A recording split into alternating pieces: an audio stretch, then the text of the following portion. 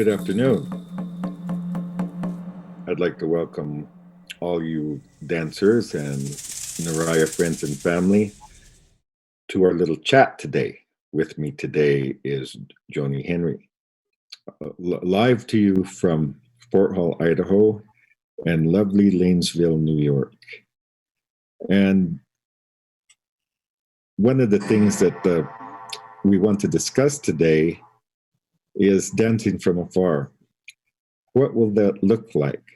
How can you do this? How can you accomplish this? Because in this time, the dancers are going to have to change. They're going to have to be in a new form for the time being. And that's what we'd like to talk about. Maybe cover the forthcoming dance at Tennessee and perhaps project into the next 2 or 3 or 4 or maybe all year. We don't know, but that's how we'd like what we'd like to discuss today. Is that how do you accomplish this? How do you tie in to these dances when everybody is afar, except perhaps a core group? So we hope you enjoy our discussion. We'd like to think that things will make a little more sense to you when we're done sort of throwing our minds back and forth around this, because the fact that we're actually talking to you on Zoom is the number one hit that we are in a time, all that time of change we were always talking to y'all about, all those times we were always saying our ancestors said this, our ancestors said that. You're in it. There's no going backwards. You're in it. And we have to go forward with as much awareness and consciousness as we can, because right now we're in SIP. For those of you that don't know what that is, it's shelter in place. And it's shelter in place in both our cases, like don't leave the house. Yes, you can walk out back in the woods, but don't leave the house. Don't leave your place. And many of you, including Tennessee, are in that place right now. Tennessee has just been slapped with an order from their governor to do exactly that. And so it's become really clear that things are moving the way they're supposed to move, and we have a path. We have an intelligent way of doing this, a pathway that our ancestors knew all about, and we're having to find the words for and share with y'all the best we can. Because it's you, Clyde, that always says that dance has always been rooted in change. And here we are, rooted in change, developed of necessity. So we really want to consider that, and consider, what is it that Emily Hill says? I never remember that quote exactly. I can't remember that quote exactly too, but I think it goes something like this. When there's sickness and when there's times of trouble, that's the time to do the dance. That's how I recall it being. Yes. And Emily Hill was a wise old woman from the Eastern Shoshone in Fort Washakie, Wyoming, one of the last advocates of this dance in her tribe. It really, we've been brought here really easily by everything happening around us. And it might be offsetting or scary to some, or it might be puzzling to some, or it might be, I don't know. I saw a joke the other day that said, introverts, stop laughing at the extroverts. You were prepared for this. And extroverts, you'll get used to this. So people may have a lot of different reactions. However, we also have commitments to the spirit. And those are the commitments that we make when we say we're going to do this dance. The spirits are expecting us. Mm-hmm. You know, there's a time and place that these dances are held, and we've made a pact with them to have some type of observance, be at the site, or whether it be individual. It doesn't really matter what it looks like, as long as the spirits are called and acknowledged. it will be good. Mhm. You know, spirits, the linear time and physical place Yeah. is not nothing to them. Mhm. So as long as it's acknowledged, as long as it's observed in some way, and I say some way because that opens up a wide variety of possibilities. Mhm. Yeah. And at the same time, it has to be something that's recognizable to them. Yes, yes, It can't be a hullabaloo. They don't know that. That's not, yeah, these spirits don't know that. yeah. You know, it's like I always tell people uh, when we put these things together ever so carefully. I always liken it to a scratch cake. Mhm. And that's exactly what it is. There's a certain sequence of things that happen in order to construct this ceremony and make it conducive to spirit. It doesn't matter where or how, as long as the cake is made and baked and ready to go. And everybody's hearts are there. Yes. Yeah. Now, what will that look like? Hmm. I think that way or form is exactly why we're having this chat, because it's not necessarily something that, even though we've been doing this, we were talking about how we've been doing this, teaching people on an individual basis about this or helping people to do this from afar for almost since the beginning of the dance. If we were dancing at the camp with the kitchen of 8, there would have been 99 dancers, Clyde. So there are 99 spirits whose minds at some point or another, whose hearts at some point or another have pointed themselves towards this ceremony, towards this spiritual event. And so the spirits are really aware. You know, they're looking for those voices in some way. I guess that's the best I got. And so finding a way to connect is exactly what is called for, since a physical connection, the easy way, that's not happening. No. Let's talk about Tennessee Okay. as an example. Tennessee is kind of the vanguard for Mm. this happening, this dancing from afar and tying in. Well, first we had the idea, I believe, that a certain number of people could go to the actual dance site and do an observance there with other people tying in at the same time. That has changed, Hmm. correct? Yeah. Yes. Governor of Tennessee issued an SIP for the entire state, I guess yesterday. So now the tools that are required for connecting from afar are even more relevant. In fact, they're essential to the actual accomplishment of the dance.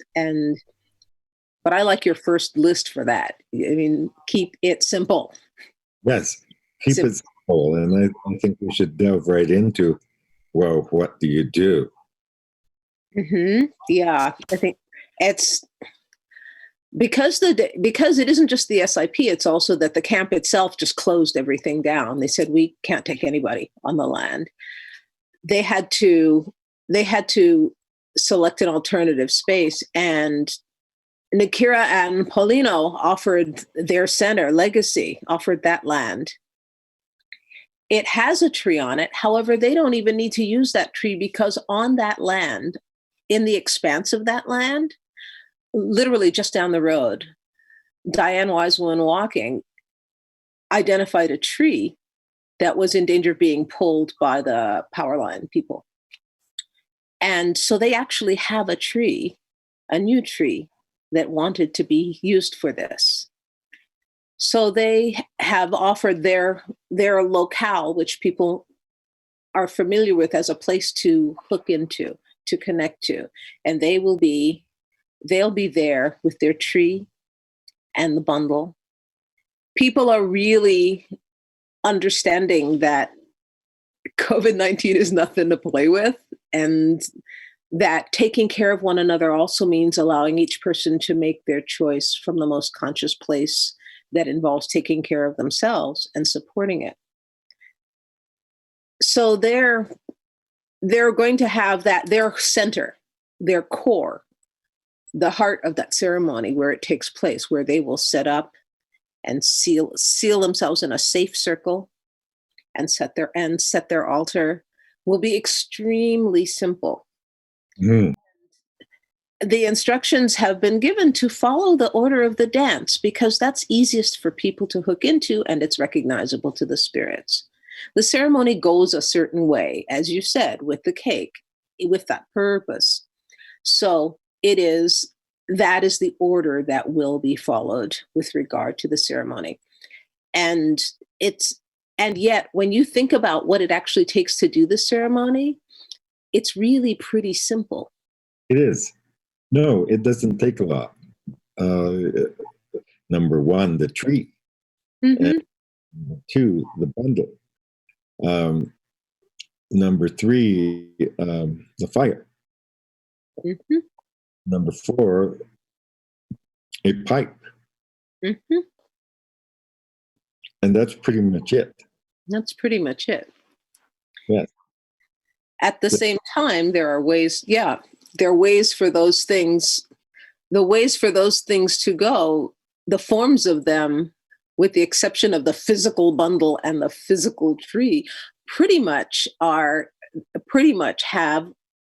there's flexibility in the form of that, just as we do some dances with an actual fire and some dances with a candle. Because what John always says about that is the fire encompasses everything and all the fires are one. Yes, all the fires are related. That spirit fire is there. You know, they're all connected. Those fires, the fire without end, as it's called. And if you do that with purposeful intent, then you have it. And of course, there is a spirit piece that goes with it too, and the singing of songs. Mm-hmm.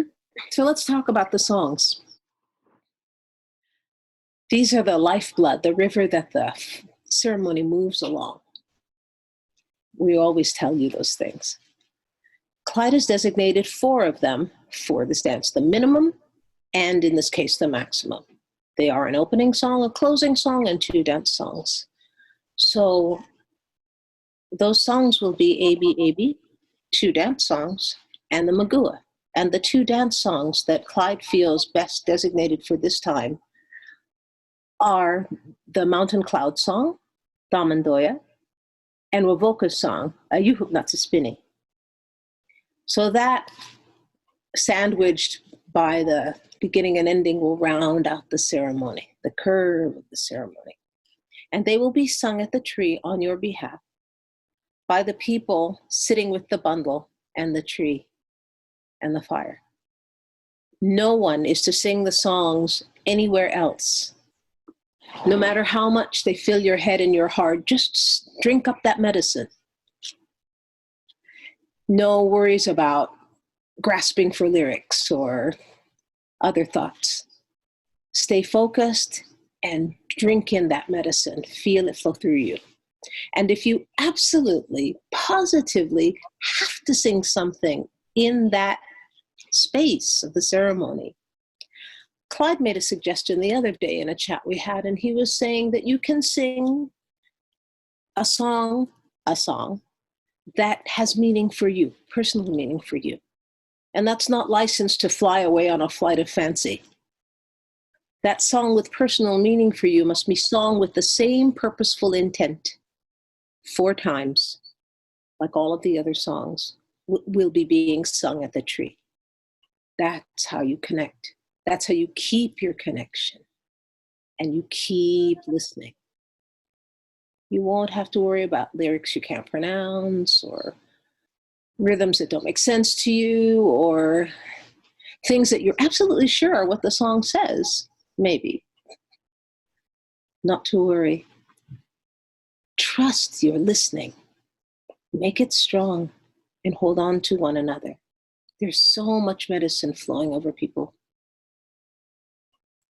And people were talking about the spirit feast. Oh, we need the bowls, we need da da da. Not necessarily so. No. You don't even need a pipe.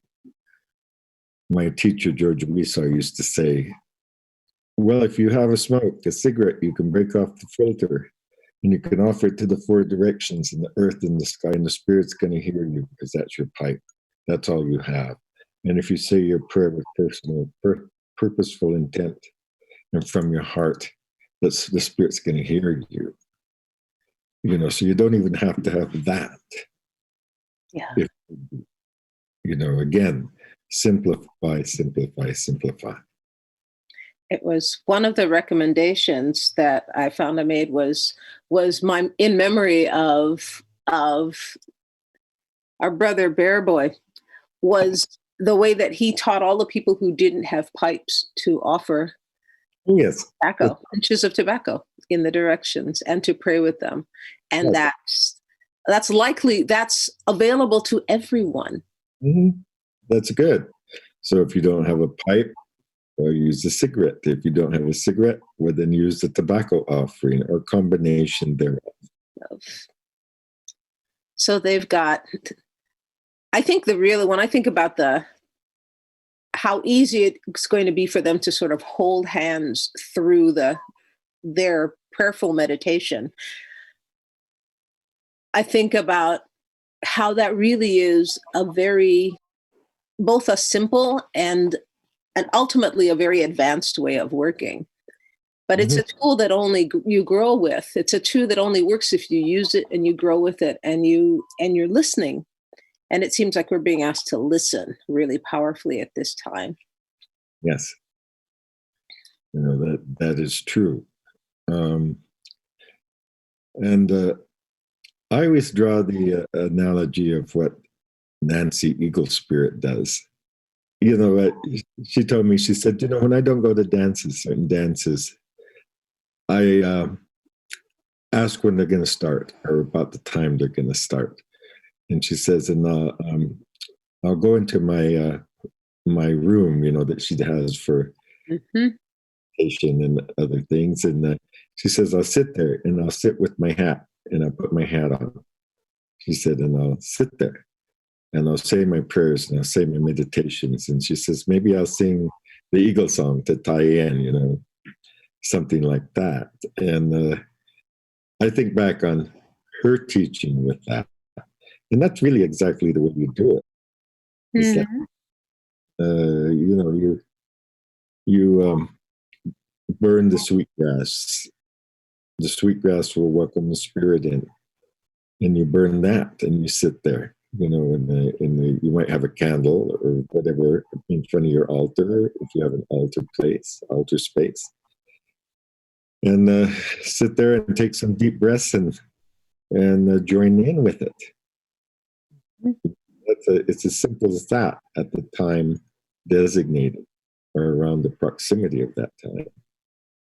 Yeah. And it will be right there with you.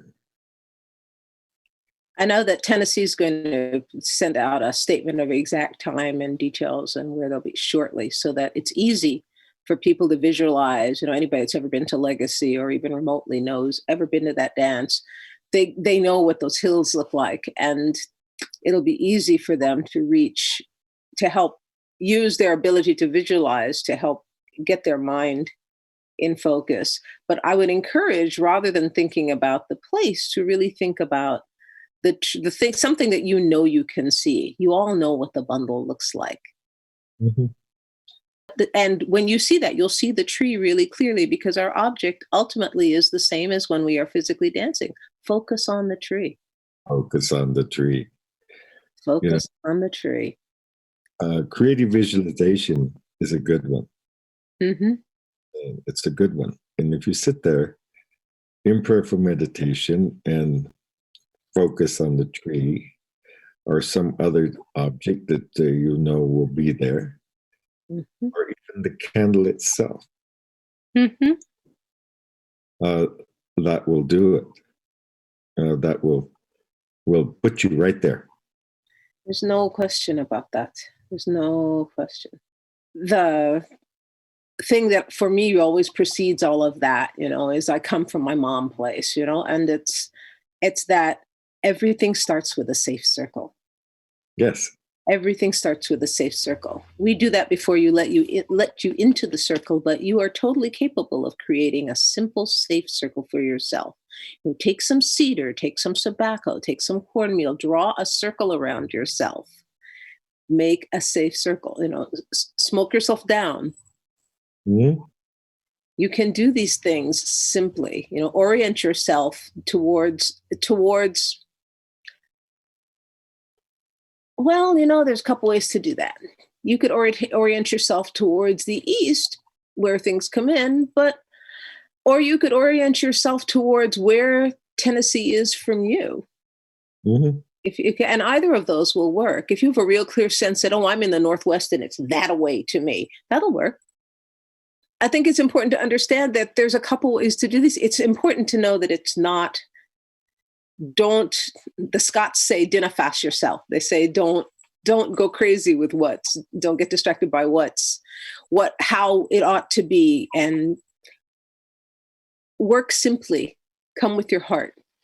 Always like what my elders said. Ultimately, they said, you come in with these, you go out with these. These hands are what there is. These voices are what there are.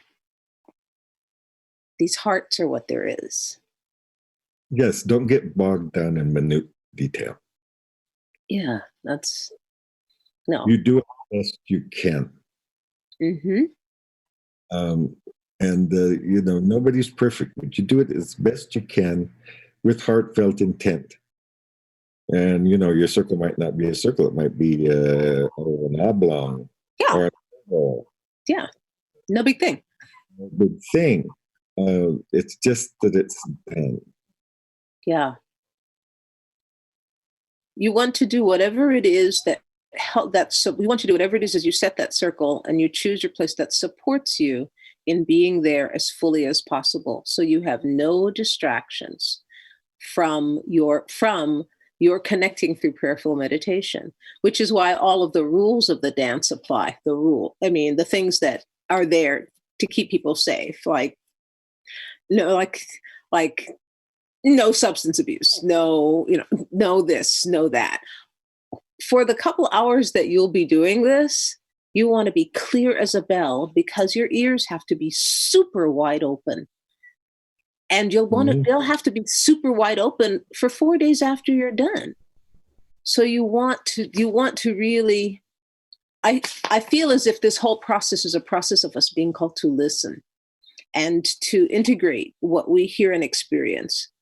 So here's an opportunity for, at the very least, the 99 people that committed to being connected to the dance, to connect with one purpose, to connect with prayer over that tree, and to pray for your intentions and your family and Mother Earth. Because which is more family? Now, the feast is a special thing. What is really happening in that feast? All the ancestors are being fed. They're eating at the end of the work of their ceremony. You eat for your ancestors. So we're really clear that if you eat for your ancestors in your individual place, then your ancestors will be fed. It's preferable to find something related to the foods in the feast. The one you'd certainly have in common is water. If you don't have corn, don't cry over it. If you don't have buffalo meat, don't fret over it. If you don't have berries, I think you're probably going to find berries somewhere if you can. But the point is that you're eating and drinking for your ancestors in that state of clear, present, prayerful meditation. And with that done, they will close the ceremony. And rumor has it they're going to sing Happy Trails. That's really the basic outline of the ceremony. Every Narya, every dance for all people that you've ever been to contains those things. Keep that circle going between you and the tree and everybody that you can picture yourself holding hands with. We are being taught that it is so necessary to move in a remotely and precisely. Both are possible, but it takes practice and work. We've been given the gift of that practice opportunity with this dance and the ones to come. So there you have it. It's as easy as, and like we said, Tennessee is the vanguard for this. There's 2 other dances scheduled in the near future, and each one will have their own way of doing this, their own way of observance, their own way of being present with the spirit, either it be on the land that the dances are, or dancing from afar. Mhm. And it will all work because spirit knows no boundaries, spirit knows no physicalities. Huh. You have made a pact with the spirit to do something, to observe something during the time of these scheduled dances. So that's kind of our tips for doing this. And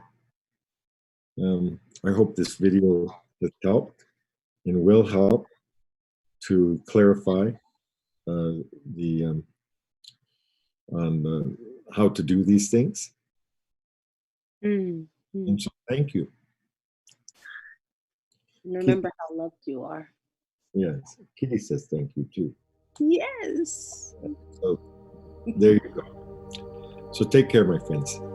As we say in Shoshone, Mboinahi, which means we'll see you later. Mbone.